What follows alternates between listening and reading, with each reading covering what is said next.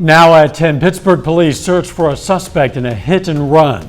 Plus, fire destroys a mobile home in Seneca, Missouri. And the Miners Hall Museum in Franklin, Kansas receives more than $300,000. The 4 states' most watched news starts now. A woman is in serious condition after a hit and run in Pittsburgh. This is KOAM News at 10. I'm Dow Quick.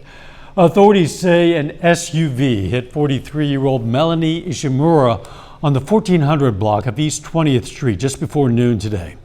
They say the SUV immediately left the scene. Police describe it as a pewter-colored SUV, say it was traveling west. It appears to be an early 2000s Chevy Tahoe or GMC Yukon, might have damage in the front passenger side area.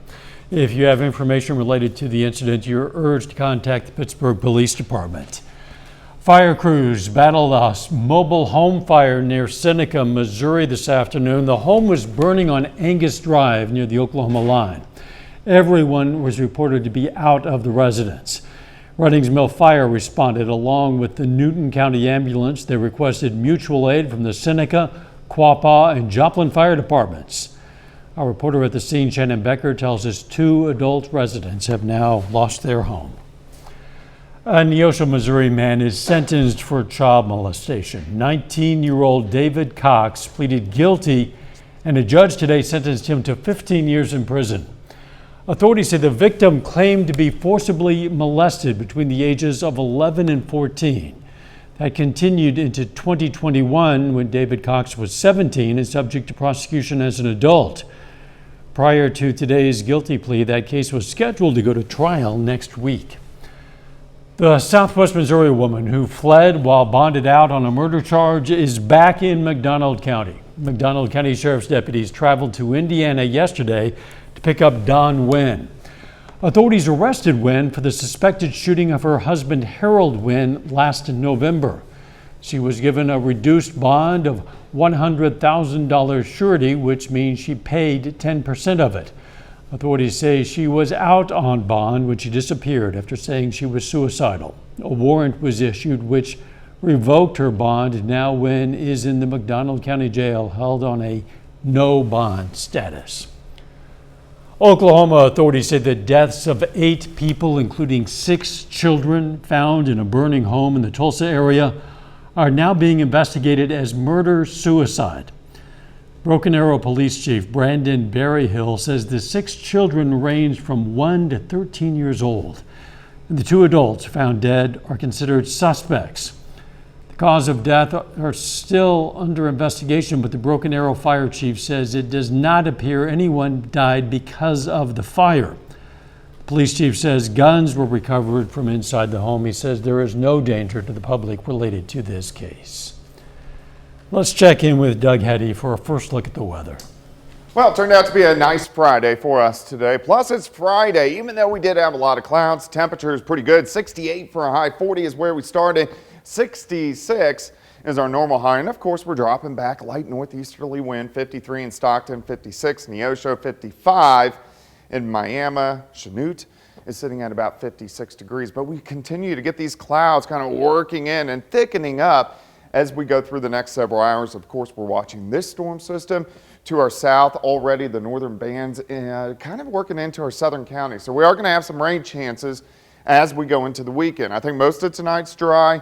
Clouds continue to thicken up. During the morning hours, we drop back into the upper 40s. So, of course, how is the rain going to affect your weekend? And what about trick-or-treating weather? All coming up here in just a bit. All right, we'll see you then.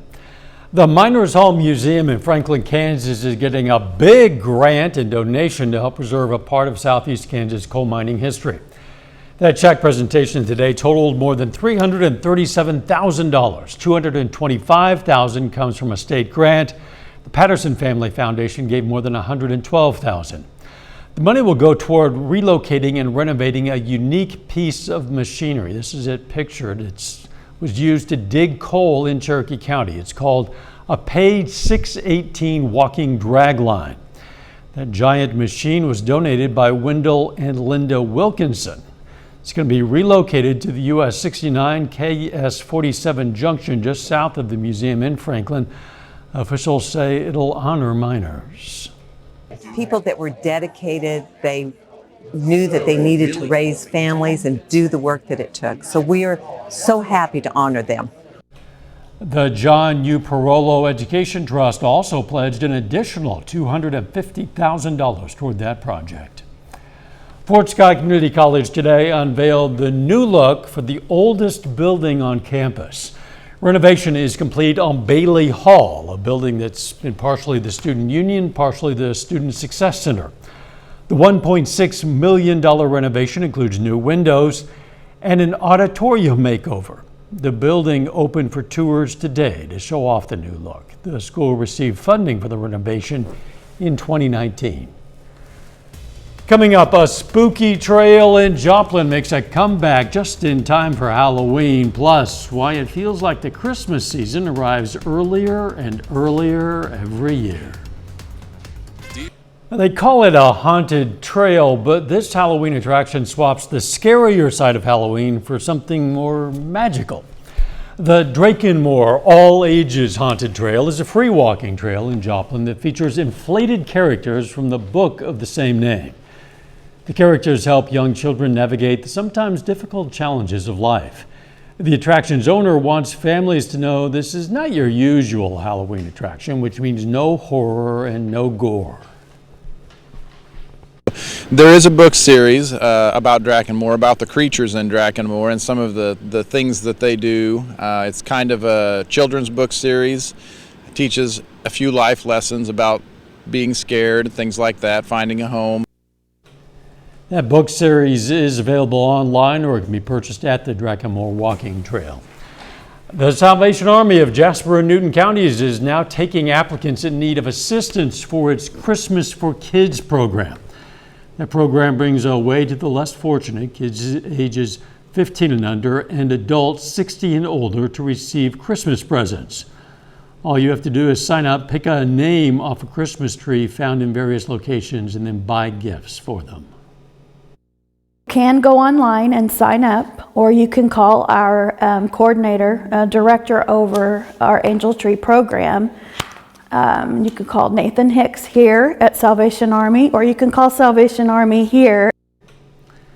Now, the applications to receive gifts close on November 4th. Presents will be handed out on December 21st. For those looking for assistance, the application is open. The link is on the KOIM News Now app. Feels like the Christmas season's arriving earlier than ever. A lot of stores are already putting up their holiday lights before Halloween. Bradley Blackburn explains some of the reasons. At the American Christmas Warehouse in Mount Vernon, New York, Christmas can't come earlier because it never ends. All year, they prepare high-end holiday displays for clients in 30 states and some of New York City's most iconic spaces. We're doing Radio City Music Hall, Saks Fifth Avenue, Cartier, Macy's, and many office buildings and retailers. CEO Dan Castorella says these installations are now so complex they can take weeks, and they have to start putting them up, yes, before Halloween. The decorating is happening right now. Right now, everything on the floor is getting ready to go out. All across the country, it's beginning to look a lot like Christmas earlier than ever this year. Near Los Angeles, this outlet mall tree arrived in October.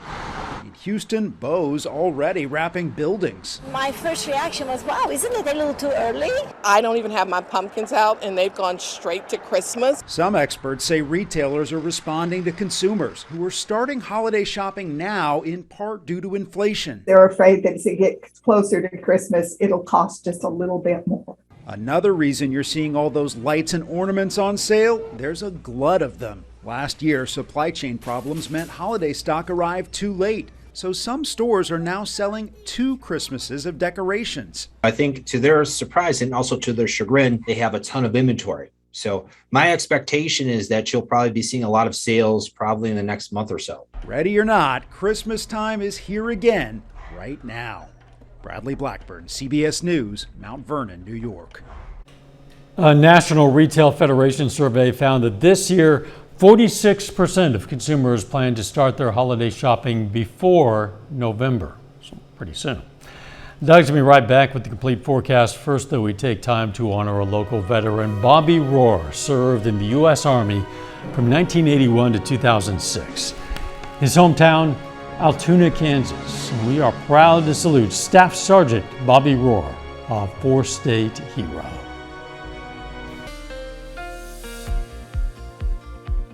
Well, it turned out to be a nice Friday for us today. Plus, it's Friday. We're heading into the weekend. Even though we had a lot of clouds, temperature is pretty good, mainly into the upper 60s for highs.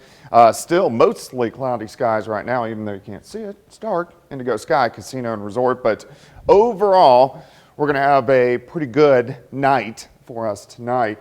55, humidity is at 51%. As we go into the morning hours, here shortly at 54, 48 by 7. Low of 47, but look at the clouds. They continue to thicken up all night long. In fact, we got some showers in our very far southern counties. We're watching this storm system out across parts of Texas, Oklahoma, into southern parts of Arkansas. There's really an upper level low right about on top of Dallas. And this is over the next 2 days going to track up into the Boot Hill, Missouri. And it's going to stay close enough. We're going to have the clouds and we're going to have these on and off showers. This band will clip Benton County, McDonald, Delaware, into Craig County over the next few hours. Everybody else will stay dry throughout the overnight hours for us tonight. Just cloudy skies as our temperatures will continue to drop back mid-40s by morning. Cloudy skies through the morning, but here's the noon hour. Watch the rain starts to lift farther north and west, mainly along and south of the I-44 corridor.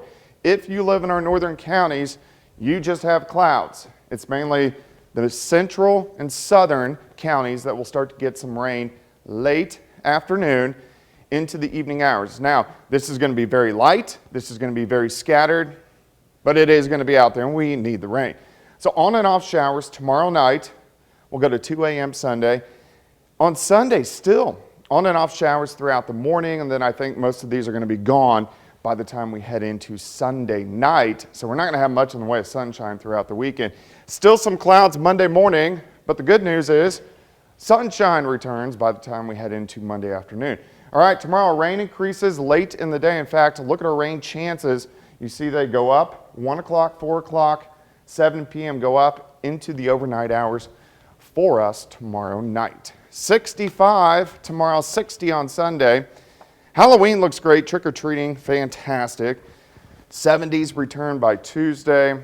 More thunderstorm chances move in by next weekend as well. And you'll certainly be ready for more by next week. Yeah, absolutely. Thanks, Doug. Hey, Doug and I are getting out of here now so we can turn it over to Jacob. Friday night football action straight ahead. You're watching 4 State Friday Night, brought to you by GN Bank, Labette Health, Procam, and the law offices of Stickland, Dryer, and Tinney.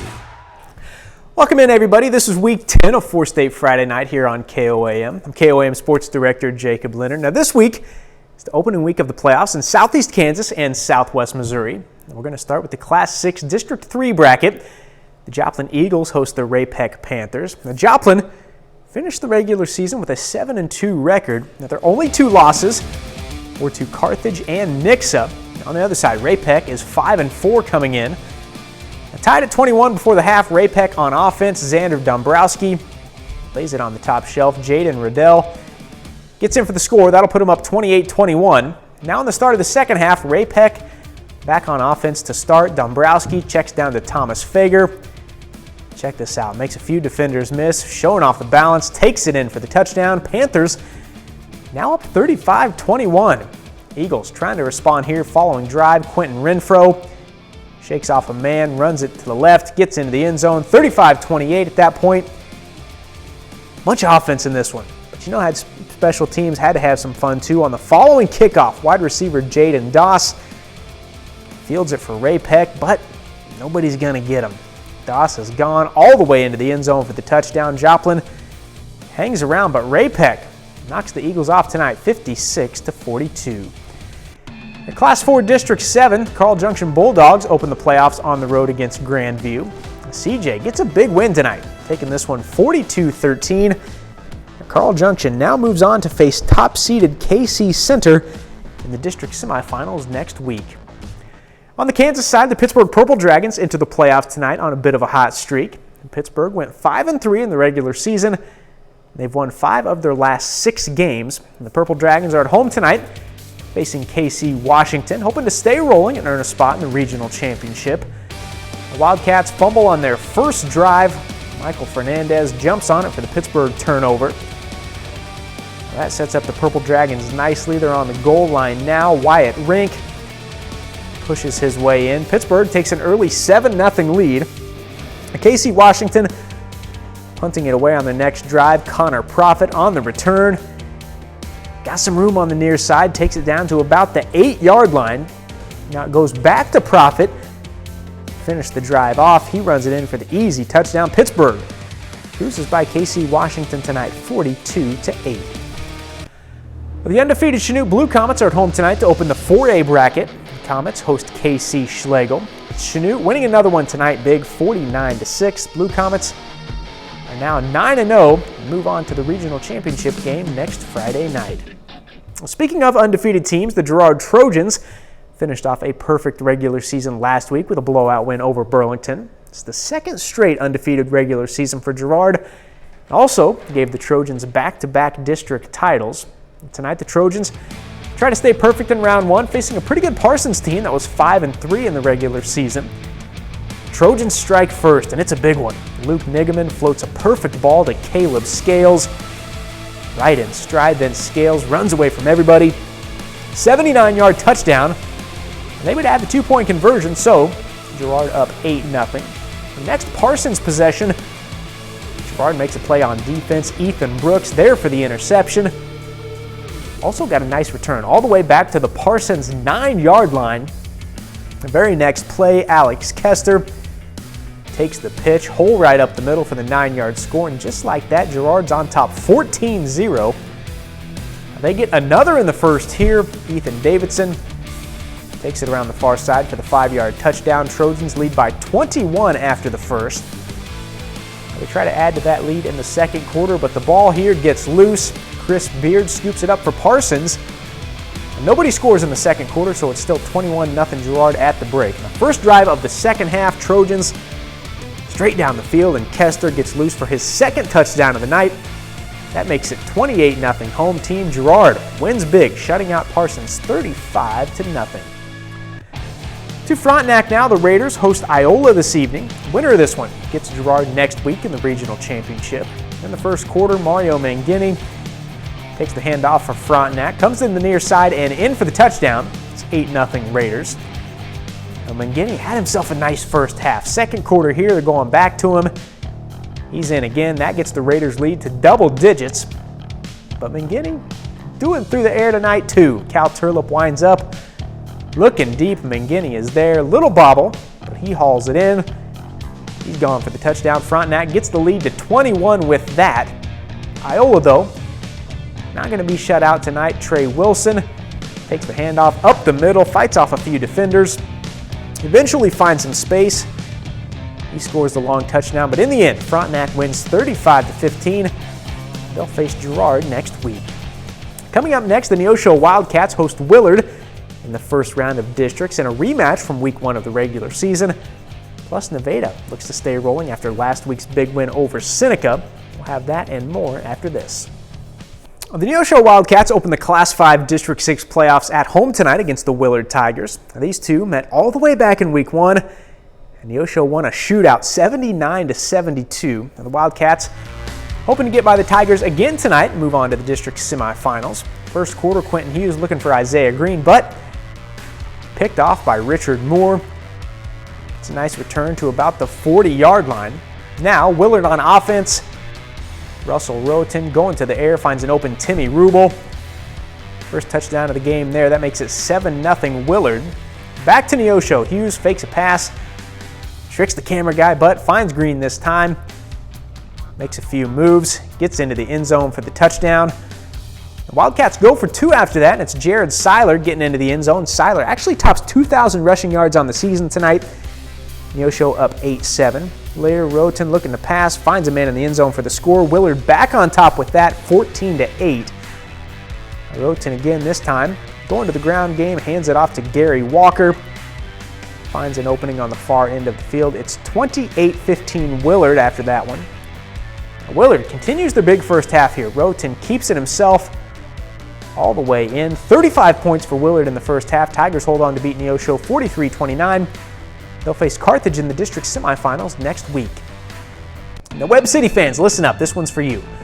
Elsewhere in the Class 5 District 6 bracket, Republic beats Parkview 52-8. So Republic will come to Webb City next Friday to face the Cardinals in the district semifinals.